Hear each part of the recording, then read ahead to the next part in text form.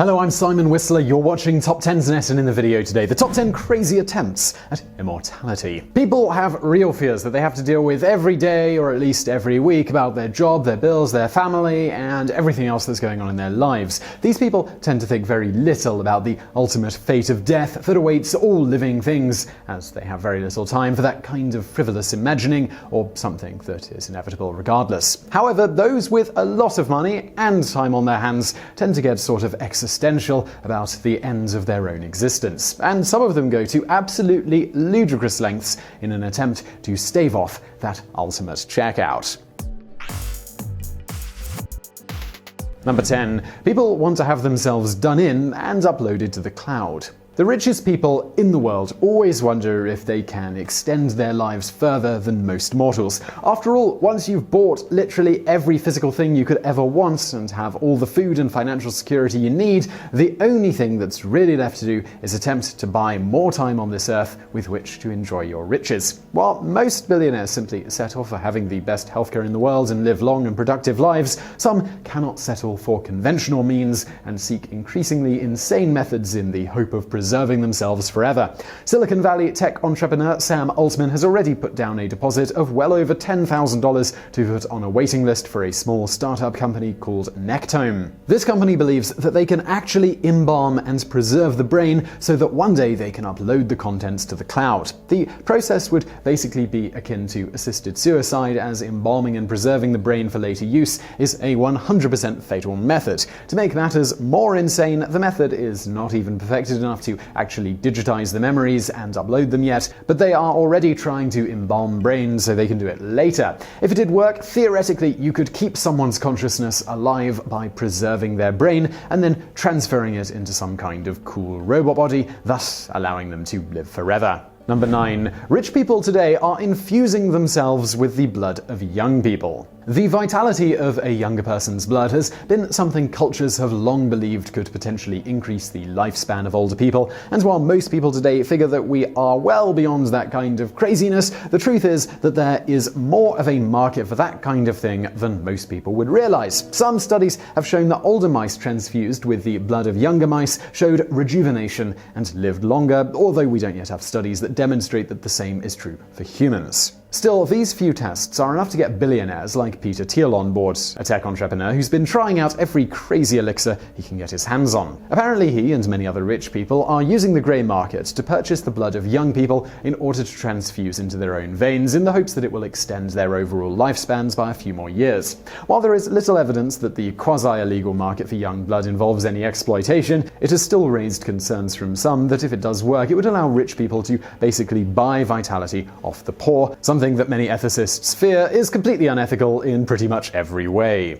Number 8. The blood Countess Bathory did whatever necessary to get younger people's blood. Elizabeth Bathory hardly needs any introduction. Known as the Blood Countess, she has a reputation that's similar to Vlad the Impaler, who's the inspiration behind Dracula. However, the truth is that while Vlad was quite a ruler, so the scope of his mayhem may have been larger, Bathory may have had him beat when it comes to sheer sadism. During her reign of terror before King Matthias II sent people to inspect her castle after many horror stories, she is rumored to have tortured and murdered as many as 650 peasant girls. In the end, she was only convicted of killing about 80 of them, though. Bathory was a uniquely sadistic individual who was a problem ever since she was a child, but it was as she got older and really started to play out her most sadistic fantasies that she made a discovery that caused her to go even more full tilt into her insane habit. Legend has it that after striking a young servant girl so hard that she bled, Bathory noticed later that the blood on her hand seemed to revitalize her skin. After that incident, Bathory started bathing in blood as part of her beauty regimen in order to keep her skin young, and she began capturing, torturing, and killing more and more peasant girls so that she could maintain her youthful figure. While it's hard to say if she really thought it would keep her immortal or simply slow down her aging, her thirst for blood quickly became unquenchable. Number 7. Drinking a potion made with menstrual blood to stay young. Blood, as you might have guessed by now, is something of a theme when it comes to attempts at immortality. While there are always people who have attempted it, trying to use the essence of another person to expand your life is one of the most common methods people have come up with, spawning all kinds of ridiculous variations. Now, while most blood attempts involve trying to get the blood of someone younger somehow into your veins, this method is a bit different. There are people who believe that drinking menstrual blood is good for you and that it can act as an elixir that expands your life and rejuvenates your cells. Most practitioners of this bizarre practice don't even use proper medical methods to get the blood into their body, such as a transfusion, they just drink it. Now, there is some limited evidence that shows that there may be some stem cells in menstrual blood which could potentially be restorative, but the problem is that you would be very unlikely to attain this benefit by simply drinking the blood. In the example a couple of entries previous when we talked about cells revitalizing mice, the fact is that those mice were carefully injected with the substance by trained medical professionals. It wasn't just slipped into their water bottles. Number 6. Some scientists believe that studying box jellyfish is the key to immortality. Humanity has been searching for immortality for as long as we have recorded history. However, while we've all been looking beneath the ocean, there was already a creature that had achieved what many thought impossible. This creature is a species of jellyfish often called the box jellyfish. This jellyfish has incredible regenerative powers that are still baffling scientists to this very day. The jellyfish, under stress or pain, will start to reverse its aging until it goes back to its earliest stage, and then it starts to age forward again. This has led researchers to dub it the Benjamin Button jellyfish. Unfortunately, while it may hold the key to immortality, we currently aren't really any closer to figuring out how we could apply that to ourselves. Despite the jellyfish in question being discovered back in the 1980s, research for it simply has had very little funding or interest. There are not so many scientists who specialize in that kind of tiny marine creature, and on top of that, our understanding of it in terms of applying immortality to ourselves is so limited that we simply haven't had any major funding interest from the big players. If a rich tech billionaire threw some money at the problem, perhaps we would start getting some quicker results on how and if we could somehow apply the immortal jellyfish's Benjamin Button magic to our own lives. Number 5. Gilgamesh tried to become immortal and learned a great lesson. The Epic of Gilgamesh is an ancient set of poems from Sumeria about a demigod king who ruled a land called Uruk. Gilgamesh was a very successful leader, and he managed to rise up great cities and many bountiful harvests. However, he was also known to be a cruel despot who enslaved his people and raped any women he fancied whenever he wanted. The gods felt that he was too cruel, and they created and sent a giant demigod wild man named Enkidu to stop him.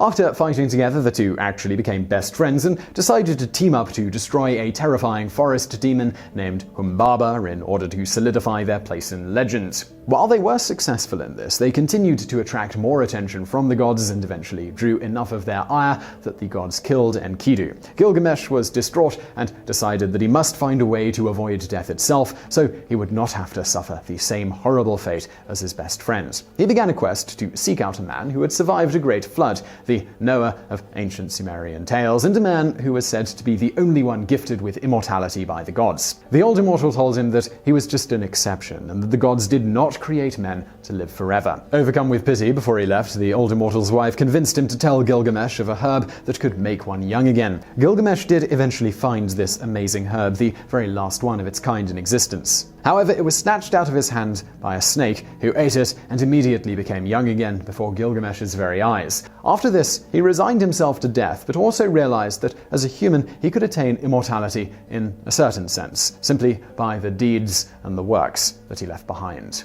Number 4. Qin Shi Huang tried to become immortal by drinking mercury, among other things. Qin Shi Huang was the first emperor of unified China, and for that reason he kinda started to get a big head about things. After all, he had all the money, power, prestige, and influence that anyone could possibly ever hope for in life. He ruled a gigantic country, and this was back in the days before the internet, when other world leaders could more easily make you feel insecure on the world stage. Yes, Qin Shi Huang had it all, but he decided that what he had just wasn't enough. The only thing he didn't have was the ability to live forever, so he figured that he might as well see if he could figure that out as well. So he started sending scouts to various places that were rumored to know something about immortality, but he never got any satisfactory results.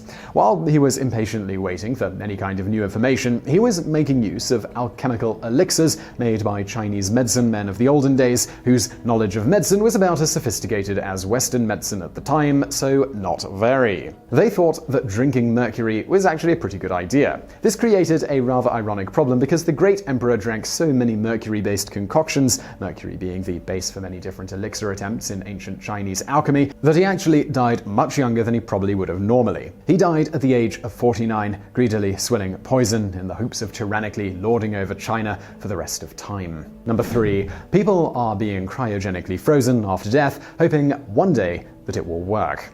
For years, rumors have abounded that Walt Disney put himself on ice, and not just in the metaphorical sense when it comes to the ice skating show that Disney does on a regular basis. Now, there isn't any truth to these rumors. Walt Disney did not cryogenically preserve himself, and he certainly didn't cryogenically preserve himself with the orders to only unfreeze him when all Jewish people were gone. However, while these wild rumors may be entirely apocryphal, it does not mean that there aren't people who have taken the insane step and gone to the trouble of having their body cryogenically preserved when they died. Multiple people have signed up for this dubious process over the years, and all of them are banking on some kind of technology possibly being a thing in the future that can then properly unfreeze and revitalize them. Like those who are trying to upload their brains, the technology just isn't there, and it may not be there for quite some time. Indeed, it's entirely possible that this will never actually be possible. This, of course, has not stopped people who are obsessed with staying alive, but there are many complications. Most states in the United States and most countries in the world do not allow assisted suicide. And for the most updated process, the one that has the best chance of preserving you, it is akin to assisted suicide, much like the method used for embalming your brain for future uploading.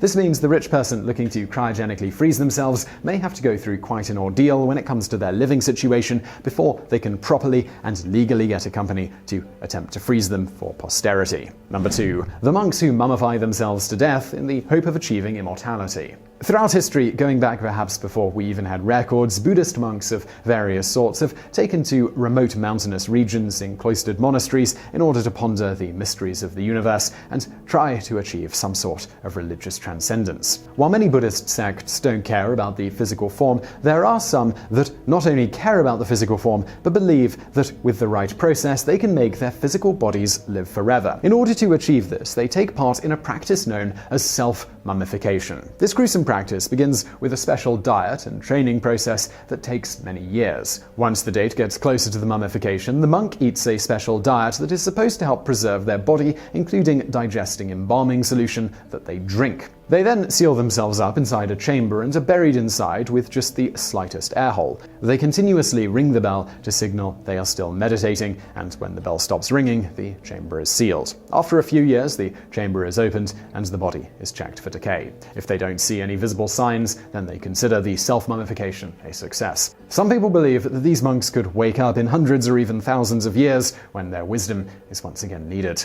Number 1. The man who injected himself with extracts from the testicles of guinea pigs and dogs. Back in 1889, a scientist named Brown Sequard, who up to that time had been considered prestigious, called people together for a shocking announcement about a new discovery that he had made. He started off by warming up the crowd of mostly old men by complaining about his back pain, his impotence, his old age, and general misery. He told the shocked crowd that he had figured out not only a cure for impotence, but an elixir of youth that would bring back the vitality of anyone who was old. He explained that he had been experimenting on himself by crushing up the testicles of a dog that he had killed and then cut open, and then straining and making a solution with water that he then injected into his thigh. He claimed that after doing so, he was able to perform for his wife and that he felt stronger and more vital almost immediately. As the startled crowd listened in horror, he explained that he had tried the same thing with the testicles of a guinea pig, which had worked just as well as the dog testicles.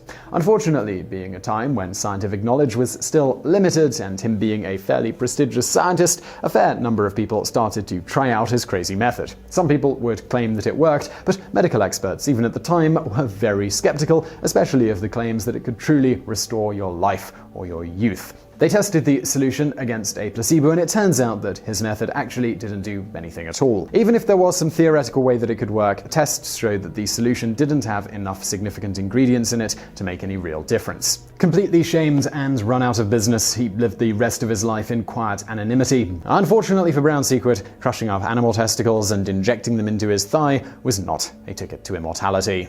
So I really hope you enjoyed that video, and don't forget to subscribe to this channel for brand new videos every day of the week. Also, I've got another channel, it's called Biographics. It's biographies of notable people from the present day, as well as history from Elon Musk to Osama bin Laden. You can check it out through the icon on the screen now. But if you want something else to watch right now, why not check out another TopTenz video or a Biographics video over there on the right.